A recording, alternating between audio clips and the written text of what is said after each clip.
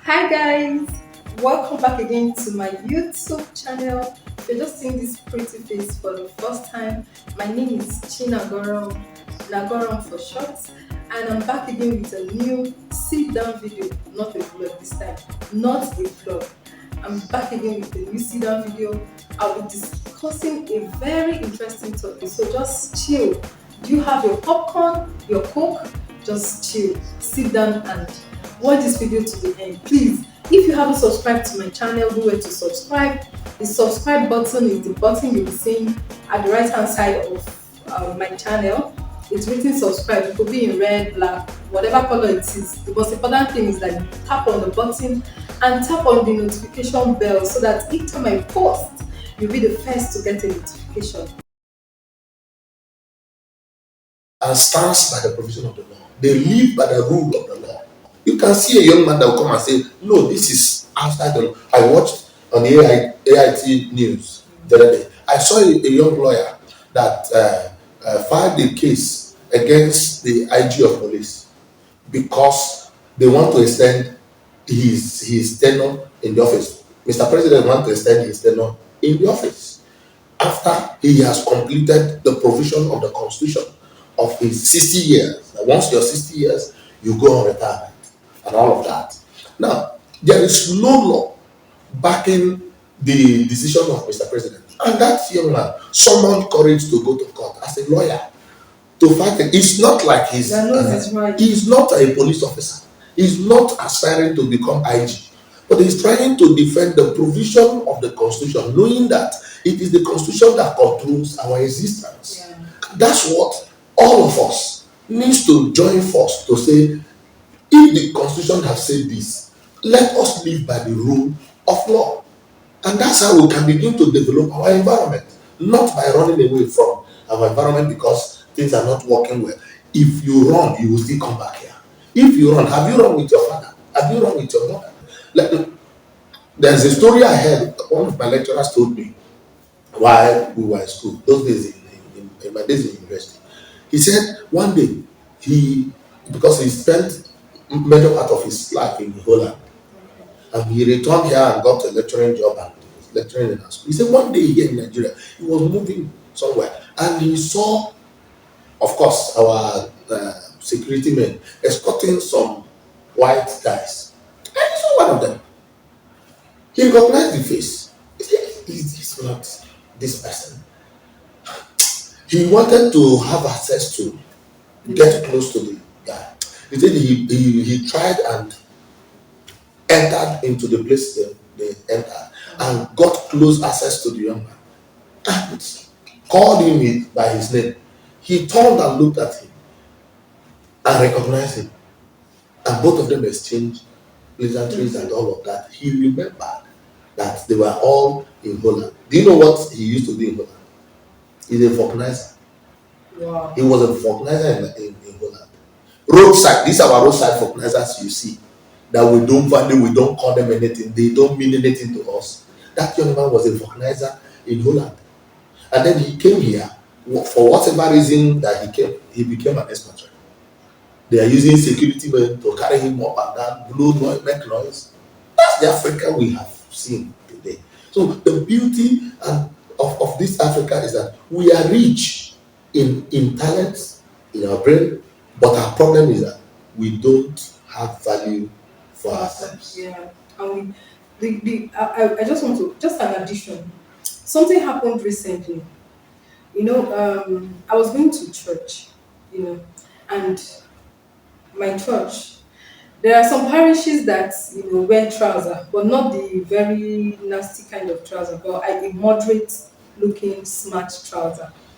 Now, it's understandable that you're coming from work, or might be coming from school, or might be coming from wherever, and for some reasons you can't go back home and change and still come back to church.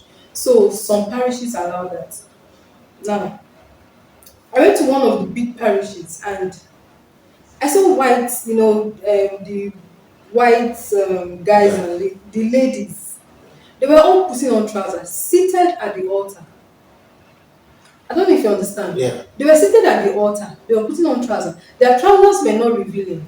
Mm. Africans we like we like doing more than like we don't keep to instructions. Yeah. So they were moderately looking, smart looking, and they were seated at the altar. Now my question, at the point when I saw them, they were isolated from the crowd, like they were just on their own. It's normal. Africans, we respect complexion a lot. Yeah. We respect, okay, this person, your hair color, your hair Right. texture, we respect it a lot. And I don't remember that when I was coming in that same church, I was coming from a wedding or an event, I can't remember. I was wearing trousers. My mom had to meet me at the gate to give me wrapper to cover my trouser before I was allowed to enter inside. Do you understand? Mm. Now, these people for no reason they will just gain access just like that. And I kept asking myself, if I'm committing a sin, don't you think they are still committing the same sin? Now, in that parish I went to, sorry, that parish I went to, some I wasn't covering my hair. That one was all my fault because in my church you must cover your hair as a woman, and it's the skirt thing is the order of the day. But that day, because I have gone to other parish and that same parish, I have one trouser to that. It's not deliberate, but because of the kind of job I do, sometimes you do it unknowingly, not like you're doing it for someone to come and correct you. So when they called for altar call, I just said, let me carry my bag and go to. One guy behind me say, hey, it's not for you. That the altar call wasn't for me. I said, sorry, excuse me, sir. What did I don't understand. That the altar call is not for me. I said, why? Am I not a parishioner? You're like, I came to church like every other person. So what's the big deal? He said, can't I say that I'm not covering my hair? Can't I say that I'm on trouser? A corporate trouser. And I said, okay, sorry, sir. I know you're right in your judgment, but there are exceptional cases, and some priests will tell you this is what it is. There are exceptional cases, but don't come and wear nika, you wear poncho, wear this one. Those ones is not even outside. Even if you wear it outside, sometimes they are not moderately looking. Those are the ones that are not even support you to wear. But back then when I was in Uniport, weekdays from class I stay in Alo off camp. You don't expect, not like you don't expect me, but sometimes I feel very lazy and tired going to my room, changing my clothes, come back to church and going back. We are humans. We are all working towards perfection. Nobody is perfect. Do you understand? Yeah. So this when this man told me this, I said, sir, with due respect, I just want to just say something. I will not go. You've asked me not to go, I will not go.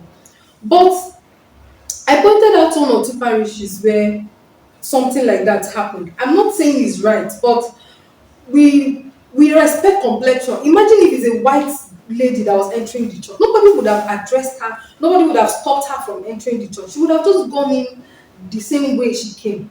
Do you understand? Yeah. But in my own case, it was a different ballgame. Everybody, the one of the men I saw there, and he now said, let me even see you tomorrow. I didn't even say anything. Even when I went to give offering, there were about 4 or 5 of them. They stood by the door and they were like, you, this girl, you cannot hear, you don't want to listen. I said, should I now go with my offering? I have offering that I want to give to my own God. Should I go with it because of what I'm putting on? That's not even revealing. It's not revealing. It's moderately looking. And it became a case. It became a very serious case. And at the end of the day, they were still talking. While I was coming out from the altar, I was dancing from the altar to my seat. They came to my seat and met me because I didn't want drama. I kept dancing. That's the truth. I kept dancing. When they saw that I wasn't even listening to them, they left. Yeah, Sandra, the truth is that it also boils down to what I have said. We value these people more than ourselves. Whether they are whatever they are, we value them more than ourselves. True. And that's why they will keep living above us. Yeah. Because we on our own we have placed them Yes. above us. We are feeling I like went to- subordinates. I was traveling to Israel, and when you take a flight from Nigeria, you can't get into Israel direct. We stopped at Turkey for security check and all of that. And they carried us, Nigerians, moved us into a separate place, an isolated place, and kept us there. At the airport, people were moving up and down. People were buying things. You know, I felt I needed to get a bottle of water. So coming out from where they asked us to sit down, I've seen where they are selling these The things, water. where I needed to But get water for myself. And the security guy now saw me and said, "Why are you going?" I said, "I want to get something." Nigeria, no, no, no, no, no, no, no, go back there, go back there, go back there. I said, "Why?"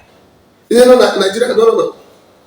And when he was speaking, already I hate those kind of things. I don't like it. I was telling myself, maybe this guy feels I want to run away. that's the I isolation. told him, I said, "See, young man, I know you are acting like this because you feel I want to run away. Give me your country, dash me your country free of charge. I won't take it. I'm proud to be a Nigerian. I won't take your country free of charge. I will not." I was making him understand that there is nothing you have here that I should be able to Yeah. be. Let me ask you a question. Some of these people commit offenses here because they are white. Nobody, it's just like when you're moving on the road and there's traffic light, Yeah. and you see all these escorts carrying these white Yeah, workers. guys. They don't obey the traffic. True. They will just drive because they have our security men carrying there. them.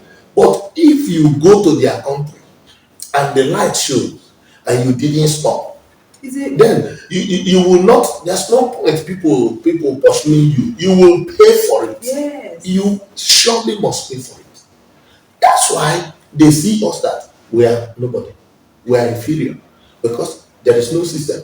My friend in Israel, Jacob, we were together when I traveled to Israel. I was asking him, when I looked at the percentage rate of Christianity in Israel, Judaism is about 80% of thereabout. Muslim is about 16%. There is another religion there, it's about 2%. Christianity is about 2%. Really? The holy Israel that everybody says runs to for holy land, 2% Christianity.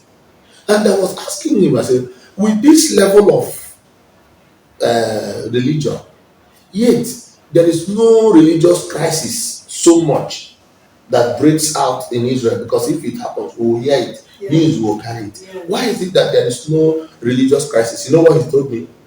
He said, in Israel, there is a system. And he said that system checkmates you whether you are Muslim, you are Christian, you are Judaism, whatever you are. That system checkmates you. And once you are guilty of any offense, the system punishes you, not minding who you are. He said your problem in Nigeria is that people don't have system. We don't have system. So these are the things that is making it look like Africa is not beautiful. And it's looking like we are lawless. Like, that is it. We don't obey anything, be it whatever. People still know their ways of maneuvering it. It's not as if we don't have constitution. It's not as if we don't have laws that is guiding us. We have all of these things, but because there are lack of people who are willing to say no, the right thing must be done. Okay, you have committed this crime. Even though I'm not a lawyer, but I understand the provision of the law. That the law says this, you must pay dearly for it. And that's our problem. And we are complaining. You ask the young people now, everybody's complaining. Everyone want to go to Canada. Everyone want to go to United States of America. Everyone want to travel. Why? Where you are, you have not made any impact. No impact whatsoever. So I won't believe I am an African. I am a proud Nigerian, and I remain in Nigeria. Even if I want to go and rest, I say, okay, I want to change the environment. I want to rest. I will look for one African country and go. I don't have any flavor for anywhere outside West. I don't have any flavor for the Western world. I tell you the truth. Each time I come across them, I tell them I'm better than you. In all angle, I am far better than you. So I employ and call on we the Africans to cherish and value what God has given to us. Yeah. The ability, the agility that God has given to us. Let's put it in practice. Let's put it into system and build our own environment. If you, of course, you can still see that even though we feel our own place is bad, they are still rushing and coming here, and then using this value we have given to them, the exalted office we have given to them, they are using it to extort us even while we are here. the mineral resources and the things that God has blessed us with. They are taking it from us. They are enjoying it at a platter of gold because we have placed unnecessary value on them. I call on Africans to please rise up to your responsibility. And then let's face our leaders. Our leaders must be held responsible, must be able to, once they are guilty of any offense, we should be able to tell them, you are guilty of this, you must all die one day. One day, if you're afraid of death, we know that whether you enter under your bed, you will die one day. But the best thing is for you to speak the truth, stand on the truth, so that even when you have died and have gone, posterity will still remember you. Yeah. Remember you. All right. Thank you so much, Mr. Chima. I really appreciate it. I'll still bring him up on this channel.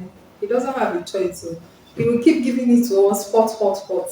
Meanwhile, if at this point you've not subscribed to my channel, please, what are you waiting for? Subscribe. Just click on that subscribe button, subscribe, and click on the notification bell so that each time I post a video, you'll be the first to get a notification. All right, thank you so much for watching this video up to this point. Thank you, thank you, thank you. And for now, we are saying bye bye.